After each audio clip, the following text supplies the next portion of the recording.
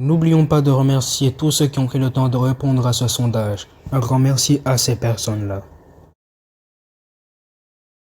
Au Crétacé, à la fin de l'ère mésozoïque, les dinosaures avaient atteint le maximum dans leur conquête mondiale, et certaines espèces avaient de telles capacités d'adaptation qui nécessitaient des habitats adéquats pour les accueillir. Le désert de Gobi, situé dans l'actuelle Mongolie, est une vaste région aride, mais il y a 70 millions d'années, c'étaient de vastes forêts qui s'étaient établies, permettant d'accueillir de nombreuses espèces animales.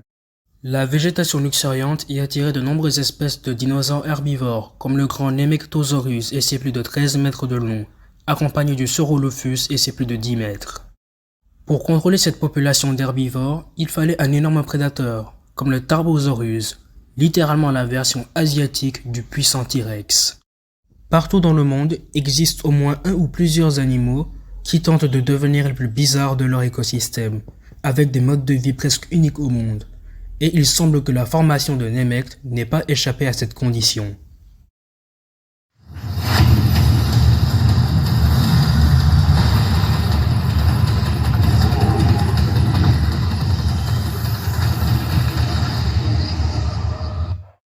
En 1965 ont été découverts deux bras gigantesques mesurant chacun plus de 2 mètres de long. Mais ce n'est qu'en 1970 qu'on en a déduit leur véritable propriétaire, le Deinocheirus, dont le nom signifie « terrible main ». Selon les estimations, sa longueur avoisinait les 11 mètres et son poids les 6 tonnes. Il appartient à la famille des Ornithomimosauridae, un groupe de dinosaures terrestres qui ressemble beaucoup à la plupart des oiseaux coureurs d'aujourd'hui comme l'autruche et dont fait partie le plus ou moins célèbre Gallimimus. Par ailleurs, le Deinocheirus était le plus grand représentant des Ornithomimosauridae. Le Deinocheirus était vraiment un animal étrange, à tel point qu'il était considéré par certains comme un véritable ornithorynque de l'époque, un corps massif, des bras énormes et un bec en forme de pelle. Son étrangeté a même suscité de nombreuses théories farfelues à son sujet. Au départ, le Deinocheirus était imaginé comme un animal arboricole qui devait passer une grande partie de sa vie à grimper dans les arbres, mais sa grande taille l'empêchait de s'accrocher à une branche. Maintenant, nous savons qu'il devait patauger dans les lacs et les marais peu profonds où il devait se nourrir de plantes aquatiques et d'algues. Les griffes de ce dinosaure étaient assez lourdes et aiguisées, faisant presque office de râteau. Il devait s'en servir pour raser le fond de l'eau pour y déterrer les plantes et les ramener à la surface, avant de les récupérer avec son bec robuste. Ainsi, il a été classé comme étant un animal mangeur de plantes. Mais des paléontologues ont découvert des restes de poissons à l'intérieur du ventre d'un spécimen de Deinocheirus, ce qui laisse à penser qu'il devait parfois ajouter de temps à autre de petits poissons à son alimentation, qu'il devait déchiqueter avec ses lourdes griffes aiguisées, une méthode de chasse qui ressemble à celle du plus grand dinosaure prédateur du monde, j'ai nommé le Spinosaurus. L'animal en soi était vraiment bien équipé, avec son plumage imperméable, le tenant à sec à chaque fois qu'il entrait dans l'eau, un peu comme la plupart des oiseaux aquatiques que l'on connaît à présent. Il se peut même que le mâle ait pu utiliser ses plumes pour paraître plus attirant envers la femelle en période de reproduction. La grande bosse sur son dos a suscité quelques questionnements sur son utilité. Selon ma propre théorie, elle devait servir à stocker la graisse lorsque la nourriture venait à manquer pendant la saison sèche. Tout animal végétarien se doit de trouver un moyen de défense face à leurs ennemis, surtout au Crétacé, là où vivaient de grands théropodes. Alors que sa grande taille lui suffisait à faire fuir de petits carnivores, ce n'est que lorsqu'il se retrouvait face à d'énormes prédateurs que son corps massif et que ses bras musclés entraient en jeu, provoquant de véritables luttes pour la survie.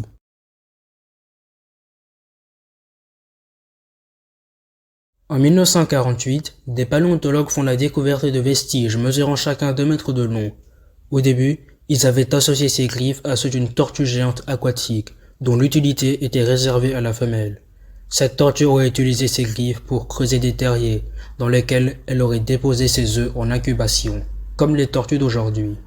Mais ce n'est que vers le début des années 2000 qu'on en a deviné leur véritable propriétaire, le Therizinosaurus, dont le nom signifie lézard faucheur. Selon les estimations, le Therizinosaurus devait mesurer entre 9 et 10 mètres et peser jusqu'à 6 tonnes. Comme le Deinocheirus, le Therizinosaurus est le plus grand de sa famille, les Therizinosauridae. Les fossiles du Therizinosaurus ne sont pas très bien conservés, rendant beaucoup plus difficile la compréhension de cette espèce. Cependant, en se rabattant sur les autres genres de son groupe, on peut en déduire du Therizinosaurus.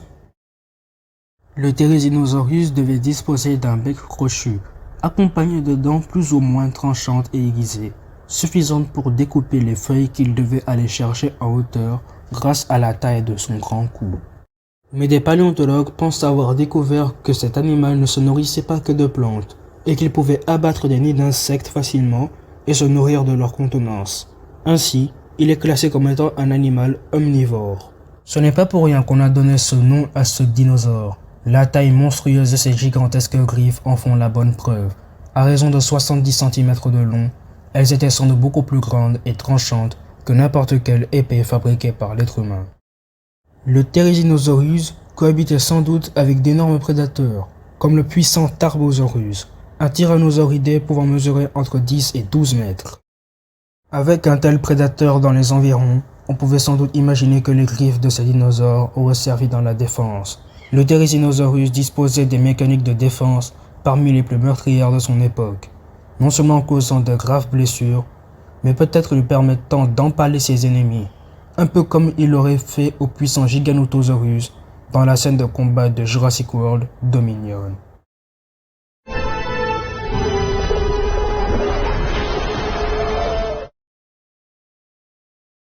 Il y a environ 69 millions d'années, la formation de Némect a disparu de la surface de notre planète. L'extinction de ces forêts florissantes a sans doute été influencée par des changements climatiques ou environnementaux, emportant avec elles nombreuses espèces animales qui dépendaient de ces habitats. Espérons trouver d'autres créatures fascinantes qui nous renseigneront beaucoup plus sur le passé animal de notre monde.